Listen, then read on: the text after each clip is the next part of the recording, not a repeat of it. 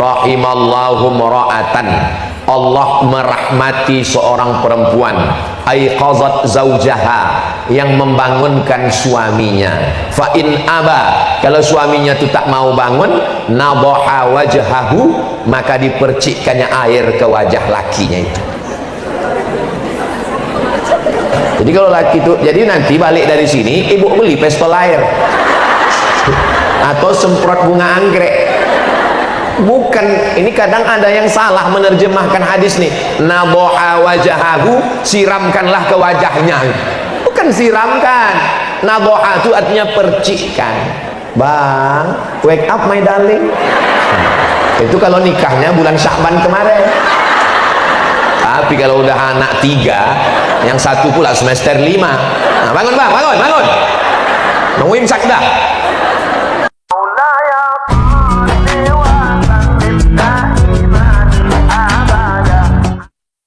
Makanya dalam Islam, yang dulu perempuan itu dihina, direndahkan, dijadikan sebagai barang jual beli, diwariskan.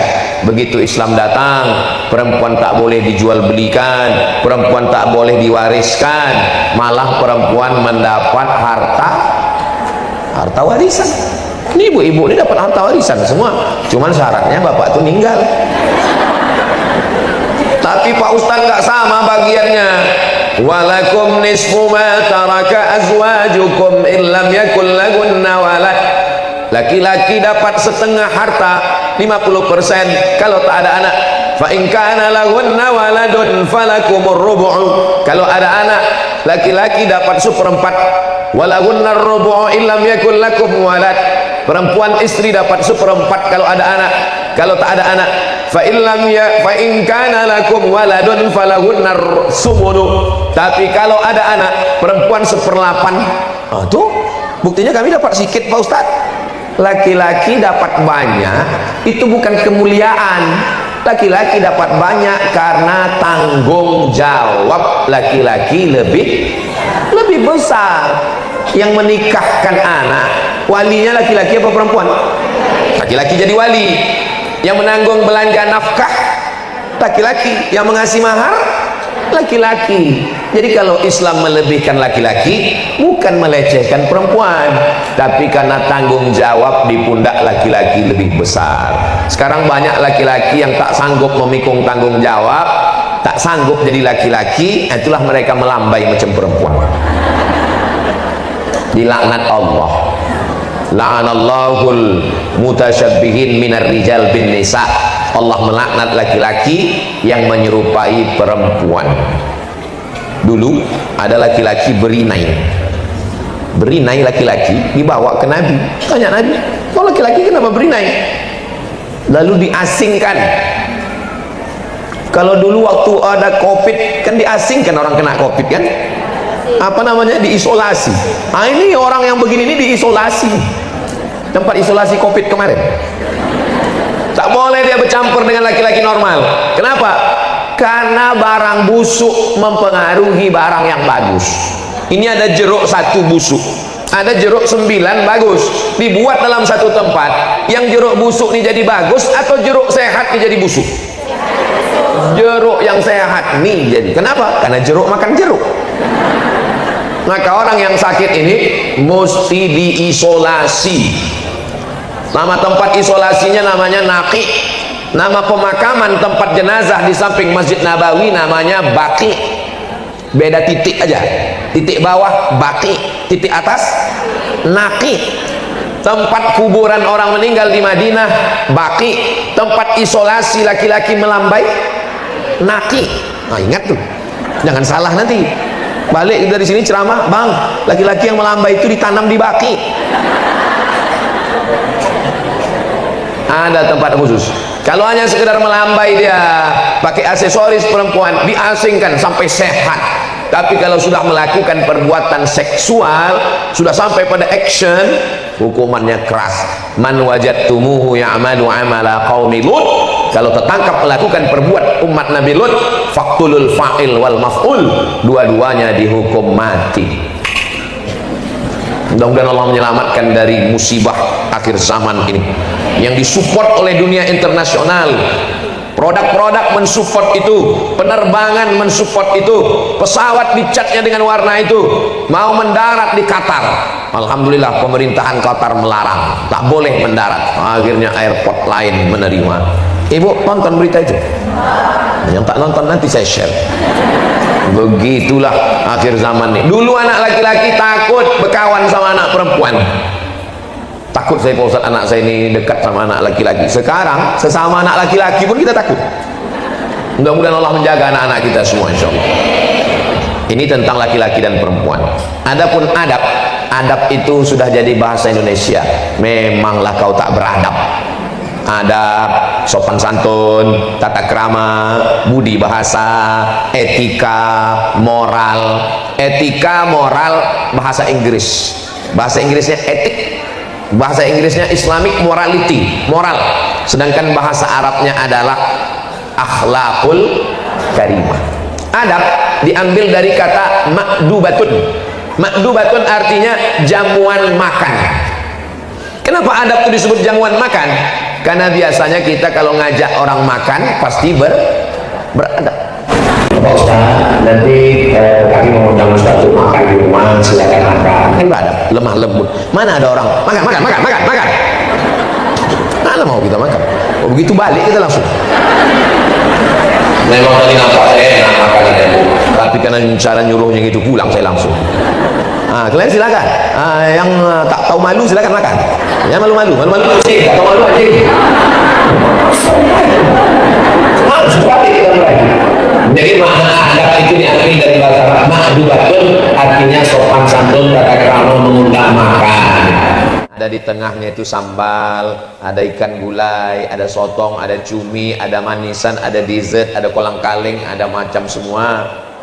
Dalam Islam ada tata kramanya. Tak boleh kita tangani jauh-jauh. Makanlah apa yang dekat. Kul mimma yalik, apa yang dekat itulah makan. Pas yang dekat itu sambal belacan. Nasib lah. Alhamdulillah sekarang mejanya bisa berputar. Meja itu tak berputar Pak Ustaz. Yang di atas berputar. Asal diputar, putar sekali lagi kangkung. Bapak itu asal udang ke situ, asal cumi saja. Pindah meja lain. Bapak Ibu yang dimuliakan Allah, itu asal kata adab-adab. Mana yang lebih tinggi ilmu dengan adab? Al-adab fauqal ilmi. Lebih tinggi adab daripada ilmu. Ada budak ini pandai, cerdas, otaknya menangkap, ayatnya banyak, hadisnya banyak, hafalannya, tapi tak beradab. Ada yang satu nih hafalannya biasa aja, tapi beradab. Saya lebih mengutamakan orang beradab daripada berilmu. Makanya santri-santri yang mau dikeluarkan, Ustadz ini ada santri, saya tanya kenapa dia dikeluarkan? Karena tak mencapai target hafalan. Jangan keluarkan kalau karena hafalan. Mungkin akalnya kurang mampu. Kalau otaknya kurang mampu, kita bawa ke Batam, kasih makan otak-otak. Kalau otak kurang menangkap bisa diperbaiki. Tapi kalau sudah kalah di adab, mencuri, cakap kasar, tak ada tata krama, sopan santun, nah ini kan bisa.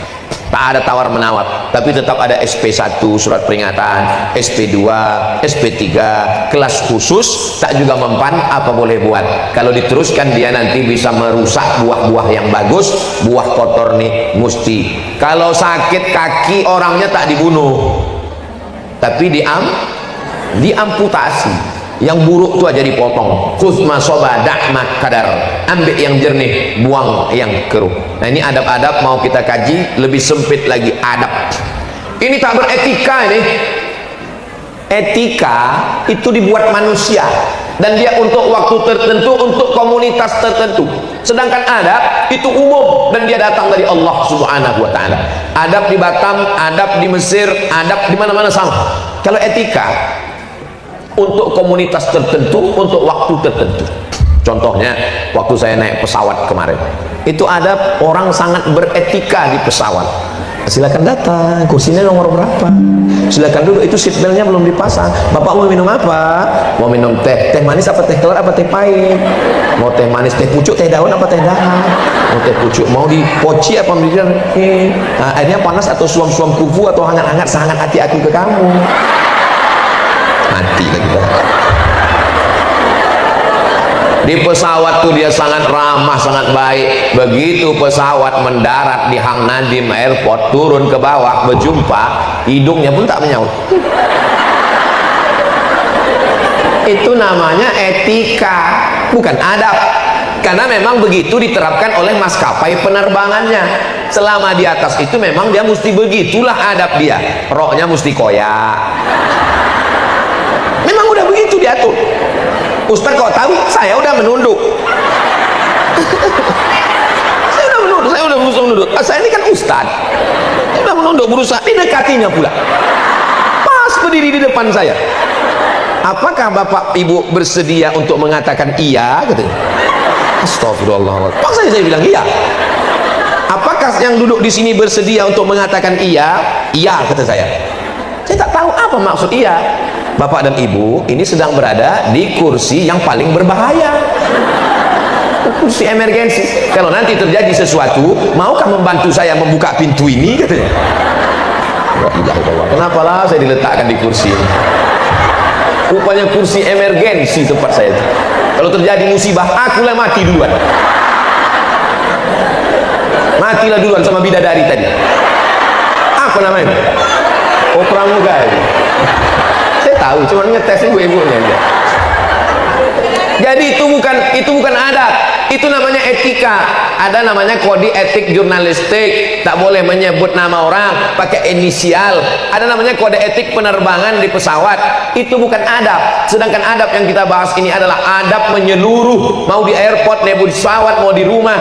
Ini adab yang dibawa oleh Nabi Muhammad sallallahu alaihi wasallam. Kita awali dulu dari adab waktu malam bangun sahur. Rahimallahu mra'atan, Allah merahmati seorang perempuan, aiqazat zaujaha, yang membangunkan suaminya. Fa in aba, kalau suaminya itu tak mau bangun, nadaha wajhahu, maka dipercikkannya air ke wajah lakinya itu. Jadi kalau laki itu, jadi nanti balik dari sini ibu beli pistol air atau semprot bunga anggrek. Bukan, ini kadang ada yang salah menerjemahkan hadis nih. Naboha wajahahu, siramkanlah ke wajahnya. Bukan siramkan. Naboha itu artinya percikkan. Bang, wake up my darling. Itu kalau nikahnya bulan Sya'ban kemarin. Tapi kalau udah anak 3, yang satu pula semester 5. Nah, bangun bang, bangun. Nunggu imsak dah.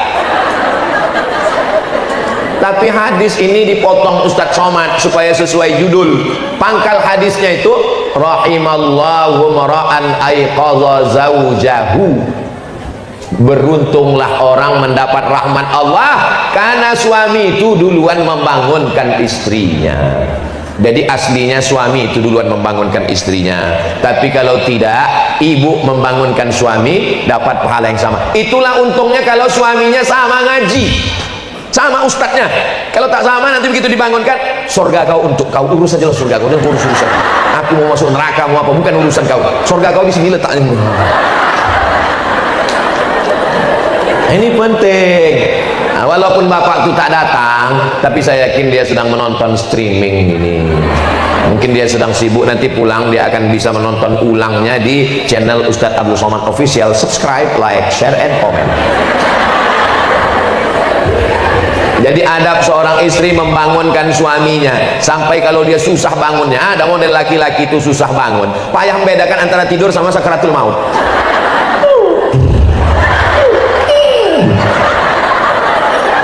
Nah, itu tetap juga dibangunkan. Bang, bangunlah. Nah, ini adalah adab. Bagaimana caranya? Tentu saja dengan santun, dengan lemah lembut, dengan kebaikan. Di balik laki-laki yang sukses ada perempuan yang luar biasa, ibunya atau istri. Laki-laki bisa berubah dari tengik, jahat, setan, Fir'aun, genderuwo, bisa menjadi laki-laki yang baik, soleh, sopan. Itu karena kamu, Bu. Tapi dia belum berubah juga, berarti bukan kamu. Berarti ada yang lain. Ibu jangan putus asa. Saya tausiah di tempat tak boleh sebut, ini kode etik. Bapak nih pakai celana jeans, celananya aja jeans, bayangkan itu. Tentu bajunya hantu.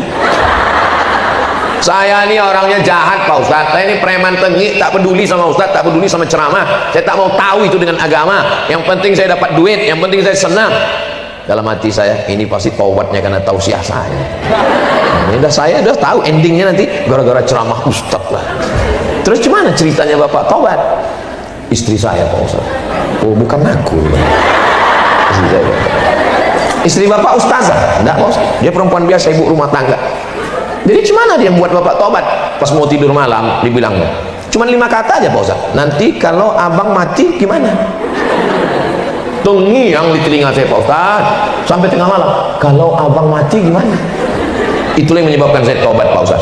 Rupanya tak pakai ayat, tak pakai hadis, tak pakai public speaking, tapi karena kalimat itu datangnya dari hati sampainya ke, tapi kalau cuma dari mulut sampainya ke, itulah di MLM, multi level marketing. Ibu bukan ustazah, ibu bukan muallimah, ibu tak tamat pesantren, ibu perempuan biasa, ibu rumah tangga, tapi hati yang tulus ikhlas karena Allah Subhanahu wa taala masuk ke dalam hati. Saya dulu sekolah di Medan. Nama ustadz kami namanya Doktorandus Ustadz Doktorandus Haji Nizar Syarif, sudah meninggal. Allah maghfirlahu warhamhu wa'afi.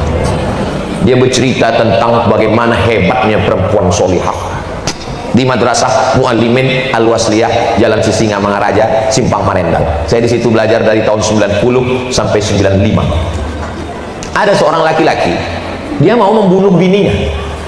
Bagaimana caranya? Dimasukkannya ular berbisa di dalam tempat beras. Dulu menyimpan beras itu di dalam tanah liat, apa namanya itu? Terserahlah mau gentong mau guci, tak usah berkelahi gara-gara ini. Kabarnya guci udah jadi tas pula.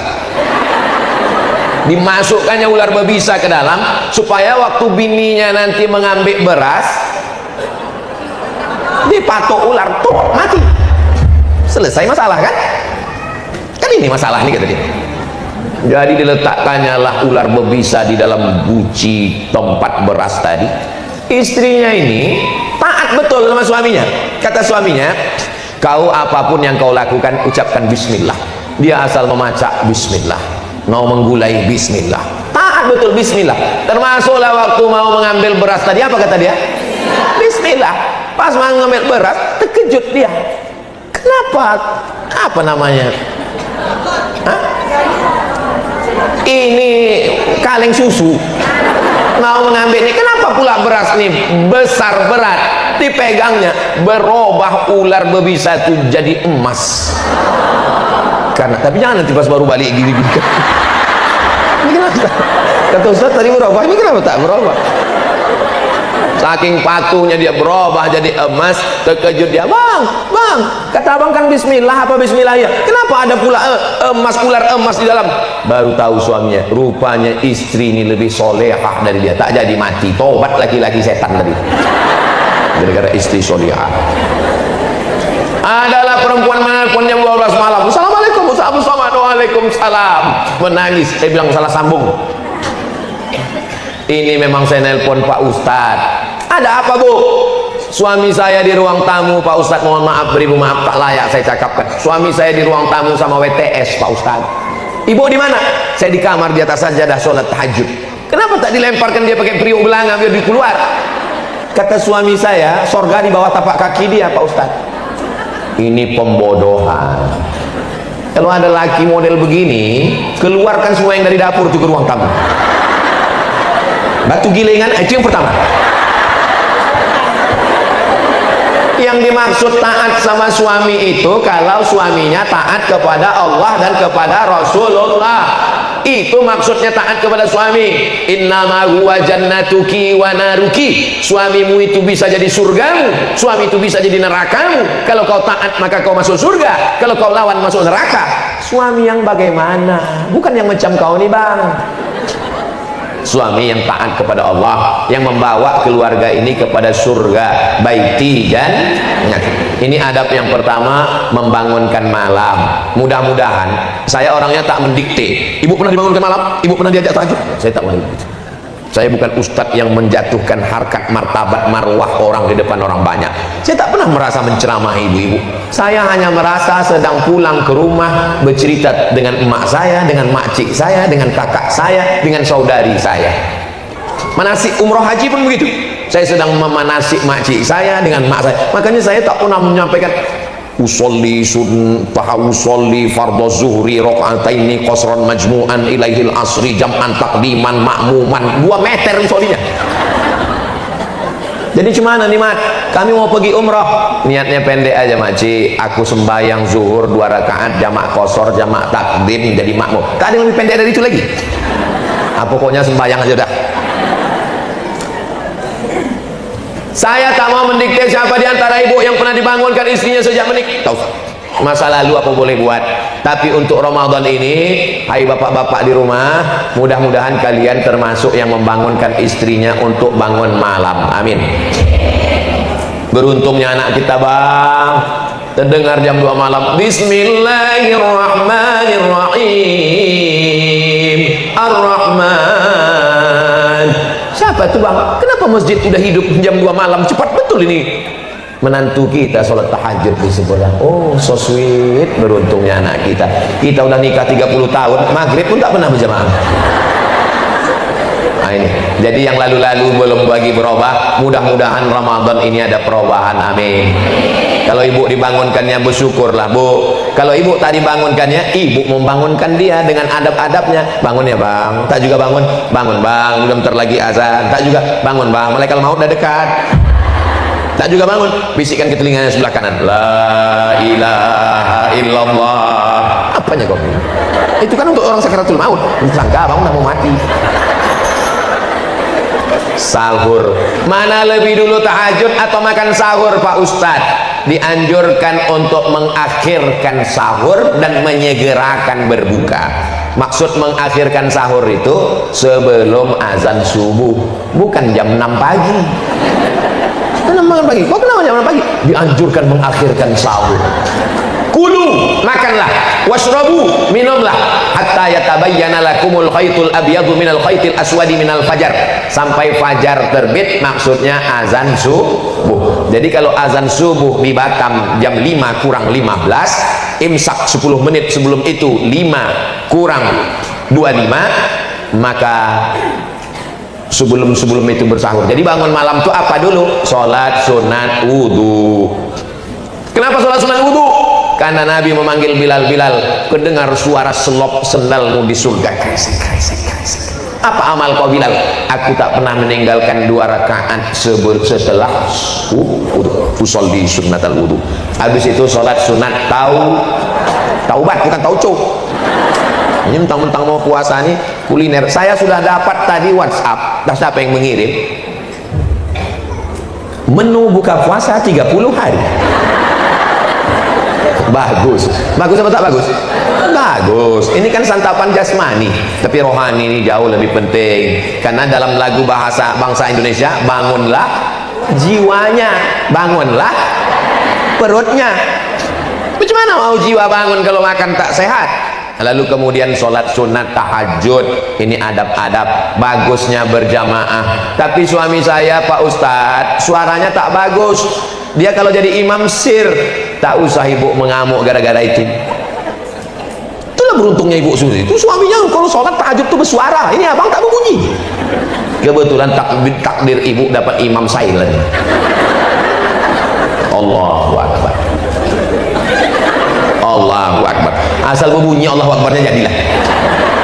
Daripada laki orang sebelah mabuk sakau, daripada laki orang sebelah dilarikan pelakor. Begitu caranya. Oh, tapi kalau masalah akhirat itu kan kita tengok yang paling bagus Pak Ustaz. Dia menengok yang paling bagus. Kalau dia ibu repeti juga, dia baru tobat kemarin. Tak jadilah aku tobat, kata dia. Mudah-mudahan dibukakan Allah pintu hidayah, insyaallah. Amin. Support dari ibu terus. Abang mesti bertobat bang, abang semangat terus bang. Aku baru hafal kul wallah, tak apa-apa bang. Kul wallah terus apa-apa, teruslah kul wallah. Luar biasa.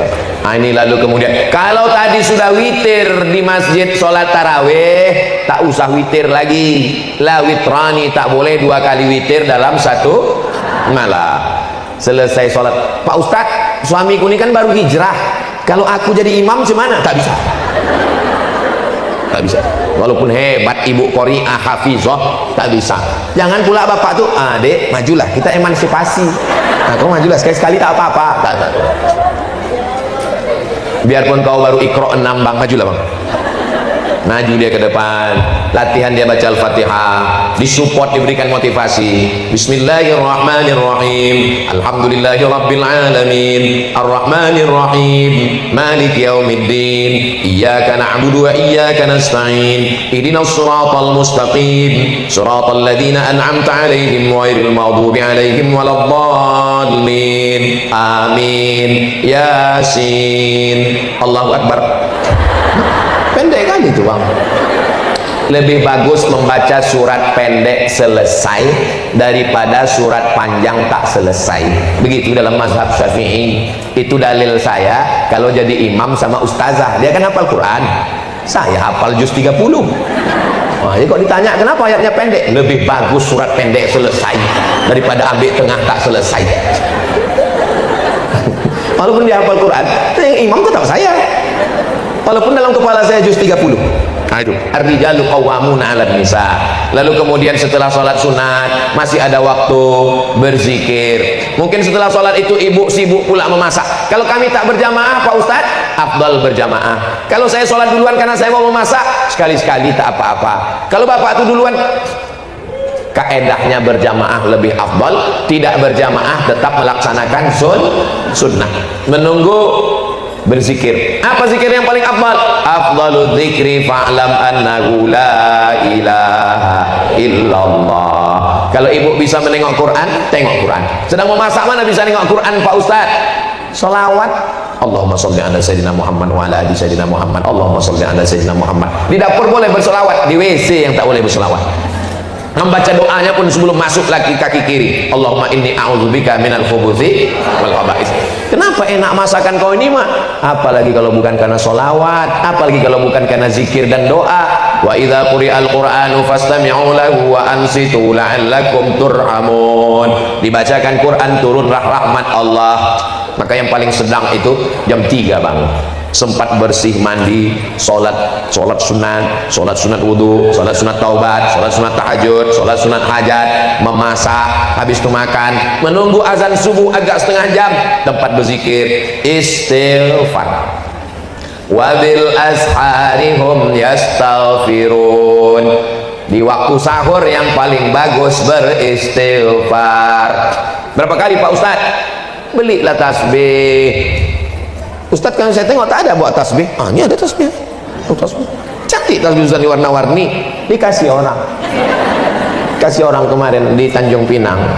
Bertasbih. Astaghfirullahalazim, astaghfirullahalazim, astaghfirullahalazim, astaghfirullahalazim, astaghfirullahalazim, astaghfirullahalazim.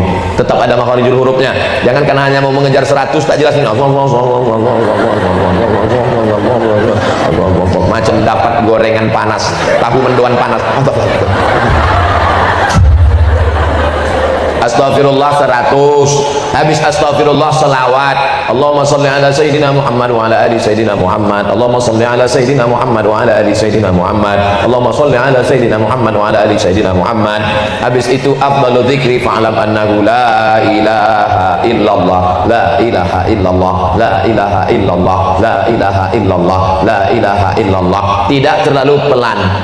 Astagfirullah. Seminggu baru selesai. Subhanallah walhamdulillah wa la ilaha illallah. Subhanallah walhamdulillah. Berbunyi tit, imsak. Tengok-tengok juga jam, jangan asik berzikir. Dari mana datangnya imsak 10 menit ini? Itu hadisnya sahih dari Anas bin Malik yang serumah sama Nabi. Anas bin Malik, ya, Nabi itu menahan makan berapa lama sebelum azan? Dia agak-agak khamsina ayatan, 50 ayat. Setelah dihitung 50 ayat, baru paham. Rupanya 50 ayat ini kalau dibaca tak terlalu cepat, tak terlalu pelan, 10 menit. Itulah dasar imsak. Imsak tak ada di Maroko. 2 kali saya Ramadan di Maroko tak ada imsak. Kami makan aja terus, makan. Allahu Akbar, Allahu Akbar.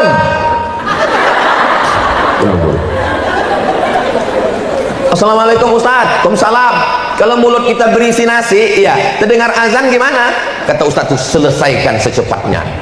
Batal puasa. Orang yang menelan ketika azan sudah berkumandang, batal puasanya. Tapi pastikan itu azan Dumai, azan Batam, azan Pekanbaru, azan kota kita, bukan azan Jakarta, azan handphone. Memang asli azan. Tapi ada ustaz yang mengatakan kalau mulut berisi air, berisi makanan, semua kemandang azan, telan aja. Itu ceritanya panjang. Ceritanya begini. Zaman dulu orang itu azan sebelum masuk waktu. Masuk waktunya pas pada kalimat hayya 'alas shalah. Allahu akbar, Allahu akbar, belum masuk waktu. Dia agak-agak masuknya waktu pas hayya 'alas shalah. Hayya 'alas shalah, baru masuk waktu. Itulah maka ada ulama yang mengatakan kalau kau dengar Allahu akbar, telanlah karena belum masuk. Tapi sekarang di Batam, di Jakarta, di Pekanbaru, di Kuala Lumpur, di Johor, semua muazin mengumandangkan A itu setelah masuk. Jangan telan. Kalau ditelan batal puasa. Kalau tetelan Pak Ustaz? Ini menanya apa menawar? Maka paling bagus imsak. Imsak itu adab bagus. Kenapa? Kalau sudah terdengar suara sirine, gosok gigi, berhenti makan, berzikir istighfar, tidak akan ada was-was. Setan berbisik, puasa kau batal, puasa kau batal, puasa kau batal. Aku tak ada makan. Memang kau tak makan, tapi daging tersangkut tadi kau senggol-senggol.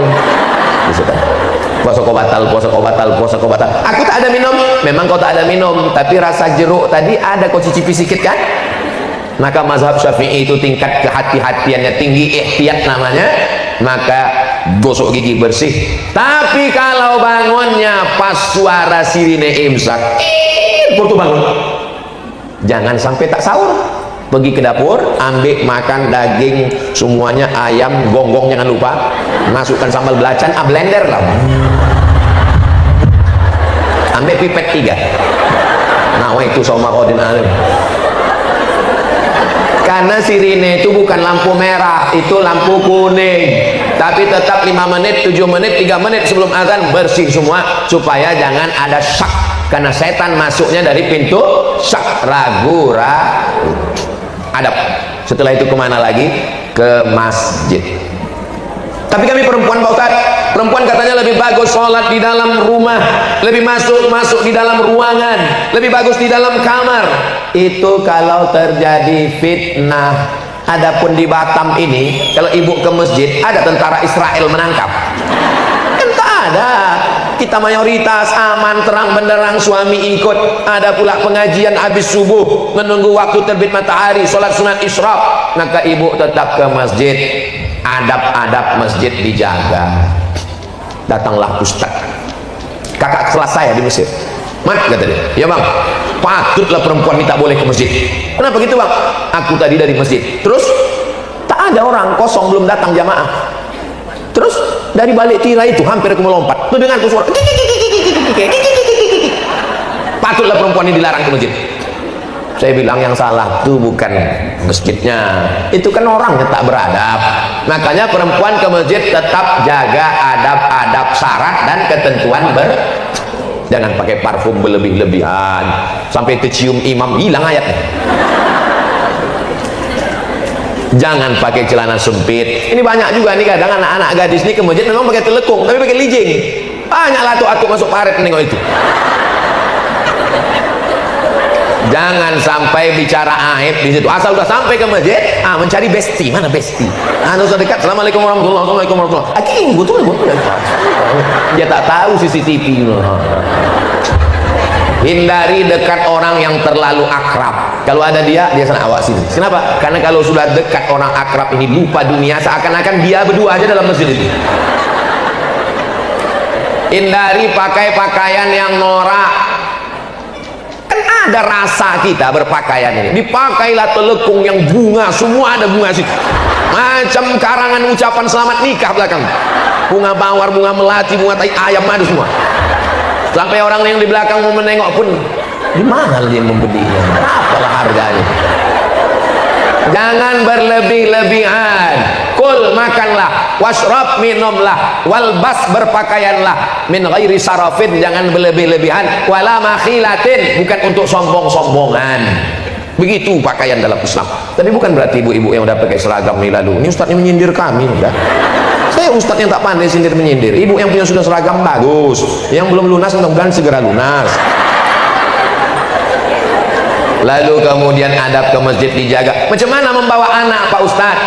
Kalau anak ini sudah mumayyiz, sudah bisa menerima perintah dan larangan, bawalah. Ribut dia, diam, jangan bawalah. Tapi ketika kalau anak saya belum, anak saya itu kalau diginikan, diginikannya pula saya.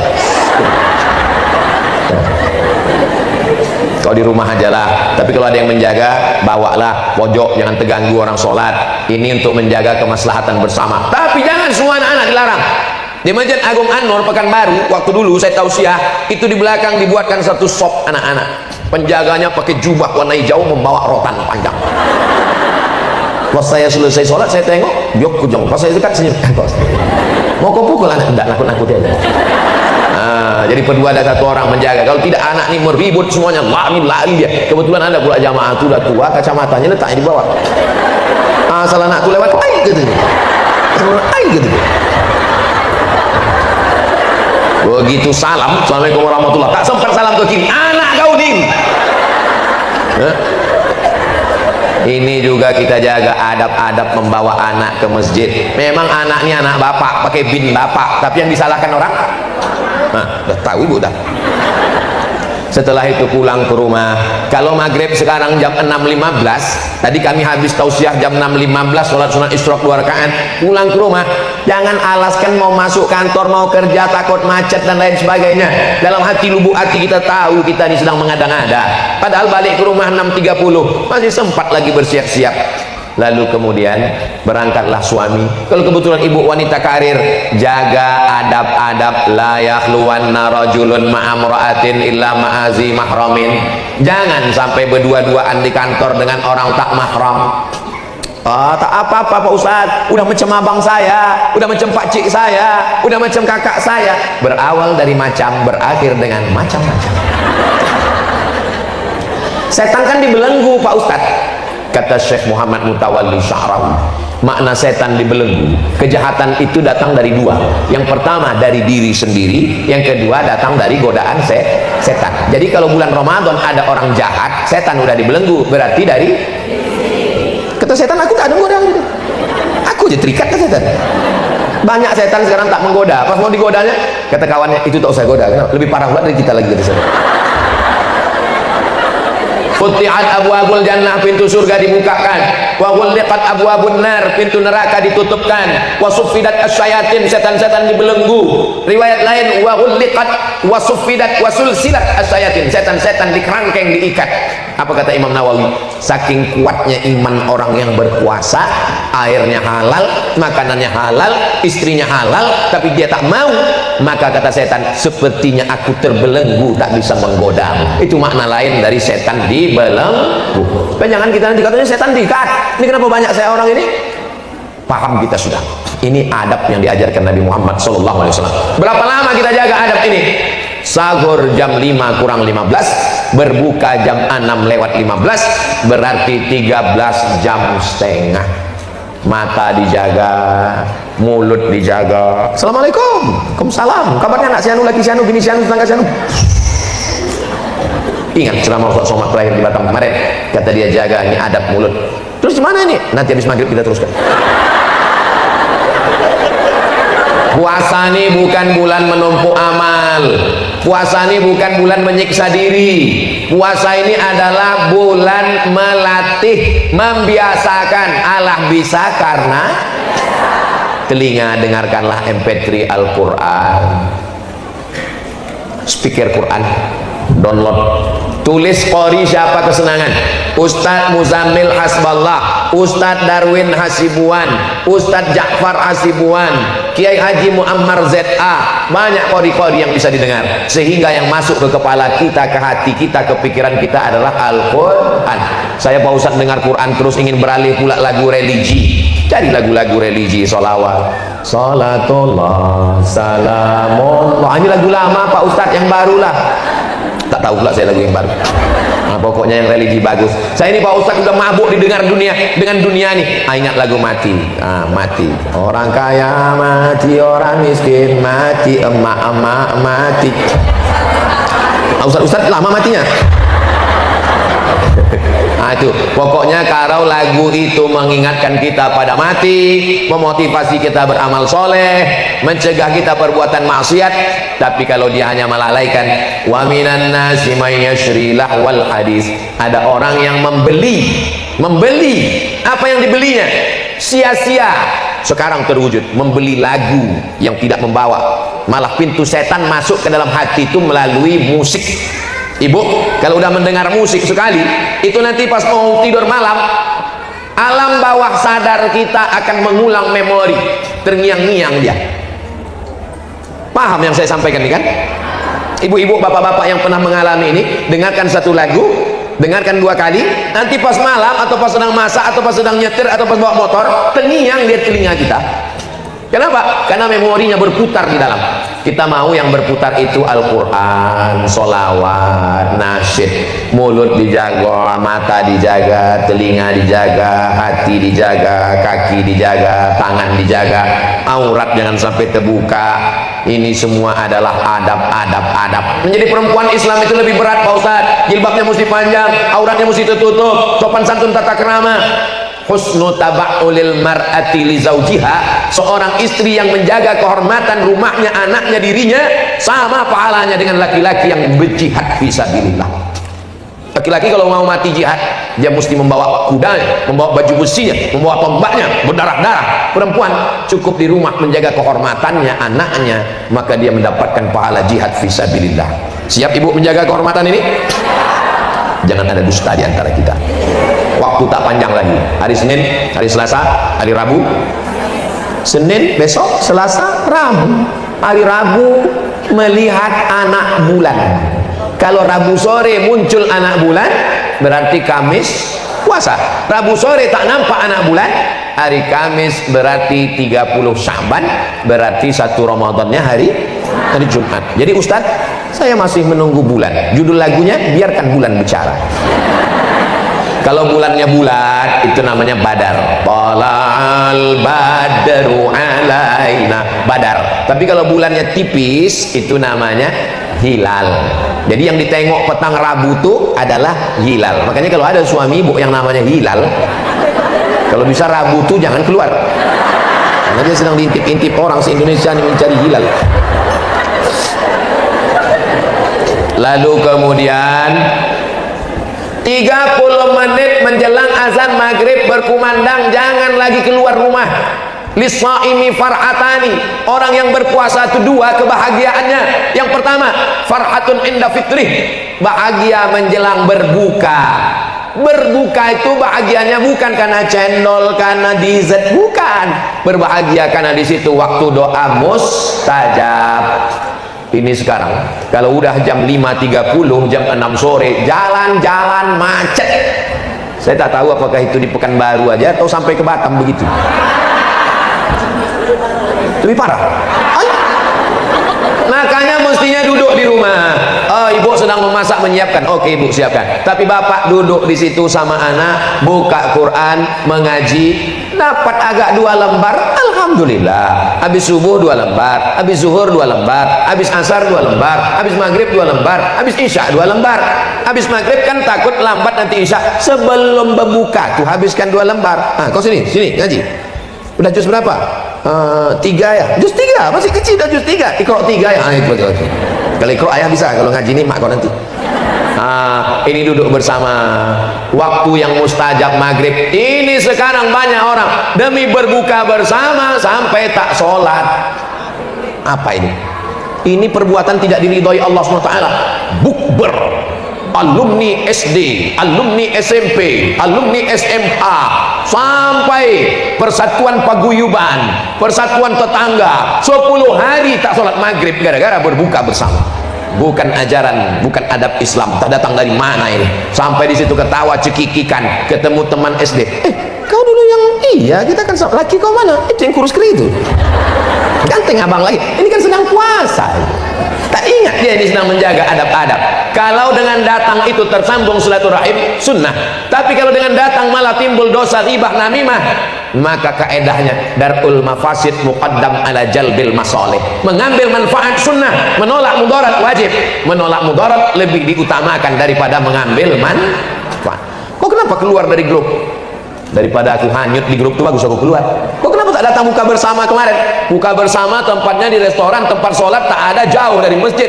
Kalau aku ikut azan isya baru selesai, ngantrinya aja setengah jam, makannya pun tak seberapa, maksiatnya banyak. Ingat, kalau kita mati, kawan reuni itu tak ada satu pun yang mau membantu kita menjawab malaikat mungkar nakir. Kita akan sendiri menghadap Allah Subhanahu wa ta'ala. Ini adab-adab berbuka bersama nih mesti dijaga. Suami ibu jam 6 sore mulai menghidupkan sepeda motor. Kalau ditanya abang mau kemana, jangan kau tanya kemana aku pergi. Mau putarlah dia, tawaf kudung, tawaf wadah, tawaf ifadah. Pulang dia ke rumah lengkap semuanya, dari mulai semangka goreng sampai es bakar ada semua busfera. Maka adab ibu lah mengasih tahu. Biarkan aja dulu untuk hari pertama nih. Nanti begitu berkumandang azan maghrib, Allahu Akbar, Allahu Akbar, dia pun mulai dicobanya 1 teguk 2 teguk air. Habis itu masuk kurma 3 butir. Tengoklah bang, betul kau bilang mubazir ya. Besok tak kuat lagi. Besok jam 6 digasnya lagi. Mesti saling ingat mengingatkan. Jangan ibu pula mengajak dia. Ini orang udah keluar semua, kita aja yang di rumah ini. Ibu kan udah ngaji, Bu. Apa beda ibu yang udah mengaji dengan yang belum? Dia yang mengajak. Begitu keluar, duduk kita di sini bang. Rahmat Allah turun. Memang aku dulu tak senang dengan soman tuh, tapi setelah istriku ini mengaji, ya Allah, berkurang belanjaan sedikit. Kalau memasak kolak di rumah 4 mangkuk, ibu, suami, anak 2, maka di bulan Ramadan masaklah 8 mangkuk. Untuk siapa yang 4 lagi nih Pak Ustadz? Antarkan anak yatim, fakir miskin, duafa, mahasiswa di masjid, anak merantau, ibnu sabil, antarkan. Mengantar makanan tuh adabnya sebelum berbuka. Bukan kolak tuh lewat di sini jam 6.15, lewat di leher dia jam 12.15. Udah tak lalu lagi udah. Napas tuh udah setengah napasku pergi. Di sini udah. Kalau belum ngangin nampak pisang di dalam. Udah tak lalu lagi. Pergi antarkan ke sana, antarkan ke sana. Dimakan anak yatim itulah kolak jam 11 malam. Masa makan aja lah nak, sedekah orang. Makan jam 12, jam 1 meninggal. Berdosa kita semua, masuk dalam pendusta agama. Ara'aital ladzi yukadzibu biddin fadzalikal ladzi yad'ul. Jangan siapkan suami ibu es banyak-banyak, karena tenggorokannya kering. Tenggorokan yang kering macam knalpot sepeda motor, siramkan es, mengelupas dia karena panas bercampur dengan dingin ekstrim. Makanya jam-jam 1 siang masukkan kurma, dibelah-belah, disiram air panas atau susu, biarkan dia minuman kesukaan Nabi Shallallahu Alaihi Wasallam. Di Maroko, di Mesir begitu, belah-belahkan kurma kering, masukkan ke dalam gelas, siramkan air panas atau susu, nanti bercampur dia selama 6 jam. Tapi jangan campur kismis dengan itu, bisa nanti dia menjadi khamar, na'udzubillah. Kalau bisa berhari-hari, dilarang mencampur kalau niatnya untuk mabuk. Tapi kalau untuk makanan sebagian ulama membolehkan, lalu kemudian diminum, itu sehat, karena kita disuruh yang manis-manis. 1, 3, 5. Alhamdulillah Pak Ustadz, udah masuk 3, kenyang rasanya. 3 kurma, 3 kotak Pak Ustadz. Jangan banyak-banyak, karena ketika sudah makan, Allahumma laka sumtu wa bika amantu ala rizkika aftartu bi rahmatika ya arhamar rahimin. Jangan pakai doa Allahumma laka sumtu, ini hadisnya dhaif. Lalu yang sahih mana? Zahabaz zama'u wa batallatil uruq wa sabatal ajru. Itu pun dhaif juga. Sama-sama dhaif. Apa kata Syekh Ibnu Utsaimin, ulama Saudi Arabia? Allahumma laka sumtu, silakan pakai. Zahabaz zama'u, silakan pakai. Tak usah berkelahi gara-gara itu. Kadang orang berkelahi masalah doa ini, bukan Allahumma laka sumtu, zahabaz zama'u, bukan zahabaz zama'u, laka sumtu, sampai merah. Rupanya bukan karena doa itu, tapi karena lapar. jangan banyak makan. Kalau banyak makan susah menegakkan tulang belakang, nanti sholat tarawih itu membungkuk aja. Asal tegak sedikit keluar kacang hijau. Supaya kita mudah pergi ke masjid sholat tarawih, bawa keluarga semuanya, ibu pun jaga adab-adab lagi. Sholat tarawih adabnya keluarnya witir, habis witir baru keluar, dapat pahala qiyamul lail. Nanti ibu payah menjelaskan, menengok ada anak-anak bertanya, ma, ya ibu itu kok keluar? Oh mungkin ibu itu witirnya mau di rumah, padahal di rumah pun tak juga witir. Tanya, ibu mau witir tadi? Enggak, nampak aku 2 mangkuk aja tadi. Selesai witir baru pulang ke rumah, itu sunnah, bagus qiyamul lailnya begitu. Kalau saya witir payahlah saya nanti malam witir Pak Ustadz. Kalau mau witir juga nanti malam bisa. Yang udah witir tadi mana bisa witir? Bisa. Witir itu kan 3 di masjid. Nanti malam pas mau tahajud, kalau mau witir lagi, sholat 1 rakaat menggenapkan witir yang 3. Kalau udah witir 1, pulang ke rumah tidur, bangun malam sholat 1 rakaat menggenapkan yang witir tadi, maka witirnya jadi berapa? Jadi 4. Nanti habis tahajud witir dia sekali lagi 3 rakaat, maka malam itu witir dia menjadi 7. Mana dalilnya? Buka Sunan Tirmidzi. Kata Imam Abu Isa Ibni Sawrah At-Tirmidzi, cara kalau mau witir lagi nanti malam begitu. Tapi kalau saya asal udah witir saya di masjid, bangun malam sholat sunat wudu, sholat sunat taubat, sholat sunat tahajud, sholat sunat hajat, saya tak witir lagi. Tapi yang ini saya sampaikan, mana tahu ada suami ibu yang imam atau ibu mau buat, maka begitu caranya. Sudah saya urutkan dari mulai awal hari sampai siang, sampai petang, sampai berbuka, sampai malam, sampai tidur lagi. Itulah beberapa adab-adab ibadah sunnah-sunnah. Mudah-mudahan kita bisa melaksanakannya sehingga dapat kita keberkahan Ramadan tahun ini, insya Allah. Tadi jam 9:30, sekarang jam 10:30 lewat 10, sudah 70 menit saya bicara. Nanti kita lanjutkan dengan tanya jawab. Jangan kemana-mana, kita teruskan setelahnya. Satu ini. Assalamualaikum warahmatullahi wabarakatuh.